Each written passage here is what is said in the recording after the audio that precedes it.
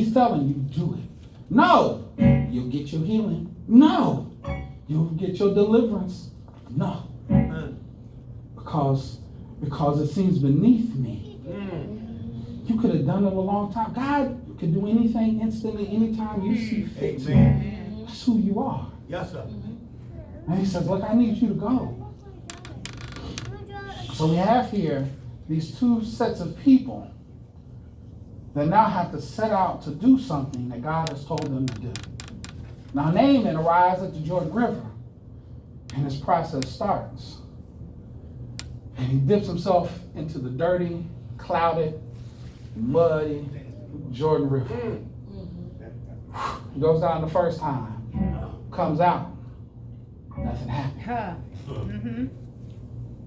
It's not all the spots that he had from leprosy are still there. He's still dealing with his pain. He's still dealing with his degradation. He's still dealing with his marginalization. He's still dealing with it. Second time, comes out. And all of the servants look at him, and he looks down, and he's still dealing with it. Because the prophet didn't tell him, dip twice. The prophet said, dip 7 times. Third time, still dealing with it. Fourth time, he's still dealing with it.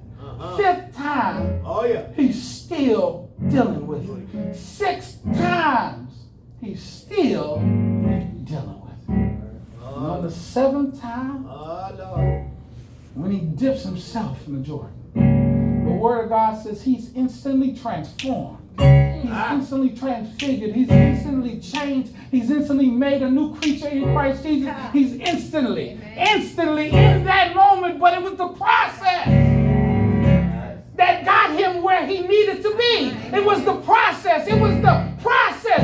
Sometimes you got to deal with your process. Sometimes you got to deal with it. Sometimes you got to deal in it. But when you do, something amazing happened. But he had to deal with the process. You got to deal with it. As displeasurable as it seems to you, you got to forgive them. The Lord said, forgive them. All of them. I just heard that just now. That's your process. And somebody, I don't know who it is like, yeah. But he said, if you deal with it and you forgive them, 7 times 70, you'll be healed. You'll receive your blessing, but you got to deal with the process. Now we jump forward again. Because we're still dealing with the process. Because there's something inside of what happens with the 10 lepers that does not happen with Naaman. And I caught myself when I was reading through it and I was drawing the parallels and figuring out where I needed to be. I was looking at it and I was like, this is interesting, God. See, okay, let's talk about the 10 lepers. You all heard the story. So you got these 10 lepers, they cry out for Jesus. Jesus, son of David, have mercy on me. And they begin to ask for the healing. And Jesus says, go show yourself to the priest. And we know that they go away. They start walking. They start heading to where they need to go. They're headed there. And we always hear about the one. We always hear about the one who as he was going along the way, realized he was healed and came running back to Jesus. Celebrating. Thank you, Lord, for what you've done for me. Thank you for healing me. Thank you for setting me free. Thank you for giving me deliverance. Thank you for taking that off away from me. Thank you for taking the thorn out of my flesh. Thank you, Jesus. Thank you, Jesus. And we hear about the one who came back. See, I'm strange. I like to deal with the obscure in the text. I like to deal with those threads that are oftentimes pulled. Because when I look at the text and I'm like, ooh, we celebrating that one. But we never talk about the 9. See, we always say, they didn't come back. See, there's 9 people that didn't care. No, baby. There were 9 people that were still not healed. Do you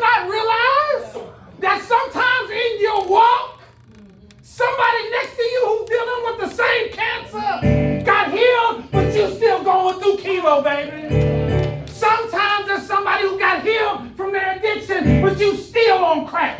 Sometimes there's somebody who's healed, but you still dealing with it yourself. Sometimes you still in the midst of it, and you're thinking to yourself, why? What? And so the 9 are walking along. The 9 are walking along, and one, oh, thank you. And he jumped, oh, thank you, Jesus. Oh, Lord, help me. Oh, thank you, God. I'm healed. Look at me. I'm healed. I'm healed. I'm healed. And the 9 are looking at him going, we done. And it could have built jealousy and envy and pain inside of them because they're watching somebody get healed from what they've been dealing with, from what they've been going through. But they're not done with the process. He runs back, and we celebrate him. We talk about him like he's the greatest of them all. But the truth of the matter is that he got healed in his process, but his process ain't yours. Right. And we done celebrated the 1, and we have degraded the 9 and tore them down and said they didn't have no faith. They didn't believe in Jesus. No, baby, they believed because they kept going. Even in the midst of what they were dealing with, they kept going. 9 of them kept on moving towards the priest. Because sometimes, Bruce, sometimes me seeing you get healed encourages me to keep going. But if you don't tell me how you got healed, how you got delivered, how you got set free, if you don't celebrate it and let the world know how God brought you through, I might sit down and not keep moving. Celebrate the 1. But baby, you gotta keep moving. Amen. Celebrate the 1. But 9 gotta keep going. Amen. And 3 more steps down the road, another man got healed. Oh! Thank you! Jesus! Hallelujah! Oh, glory! I'm healed! And there's still 8 more that are still moving. Because the command was not to stop in the midst of your process. It was to complete the process. Amen. And we keep talking about those who got it right then. But baby, there's some ones who are still going. I'm still going through my process. I'm still dealing with what God told me to do. I got to get to where God told me to be. I can't worry about you because your process ain't the same as mine. Amen. Amen. 75 yards down the road, yo! And 2 of them start dancing. We're healed. And now there's 6 of them. And they got to keep on going. Now discouragement is setting in. They're starting to look at one another like, when's it going to happen for us? When are we going to get healed? When you get to where God wants you to be. Amen. Well, their faith must have been greater than the ones who are still not healed. No. Their faith wasn't no greater because they're still going. Their faith wasn't no better. They just got to keep on going. Because what you can deal with ain't what she can deal with. Amen. You might not be able to take them extra 75 steps she had to take. Amen. You're right. Amen. You not that you couldn't deal, but her burden and the weight she can carry is different than your burden and the weight you can carry. Amen. And there'll be another time where you gonna have to go 100 yards and she's gonna go 2. Because the weight that you carry is different.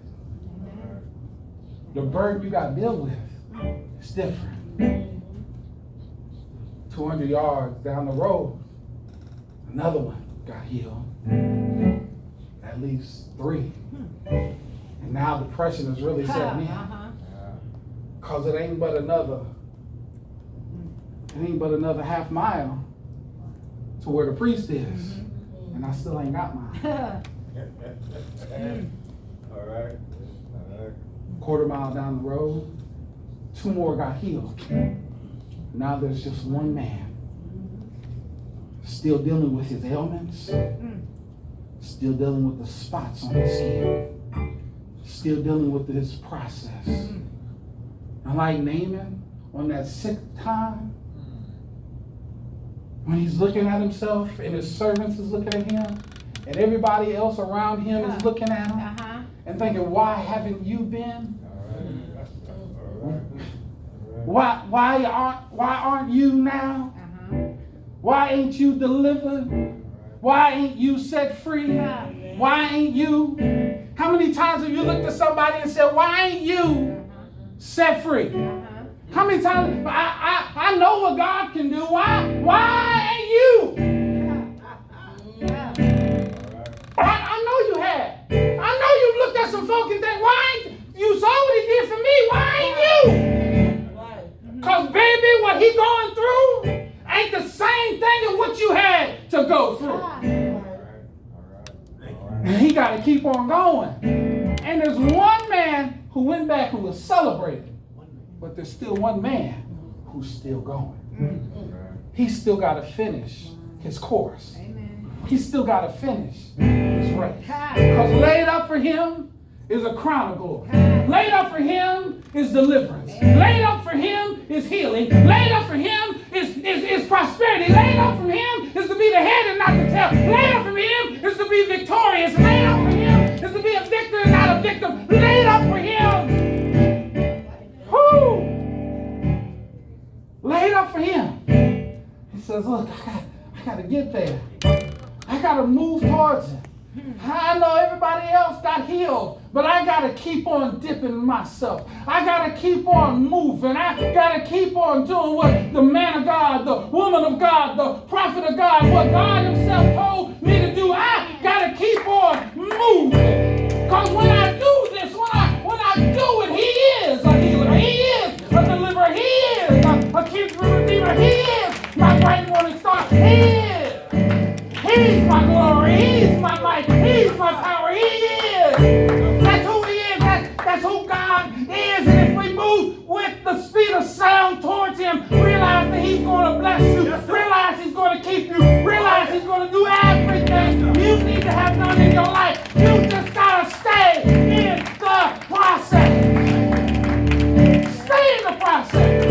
Stay in the process. Don't get discouraged. Don't be dissuaded. Don't be moved. Don't be depressed. Don't be neglectful. Just stay in the process. Do what God tells you to do.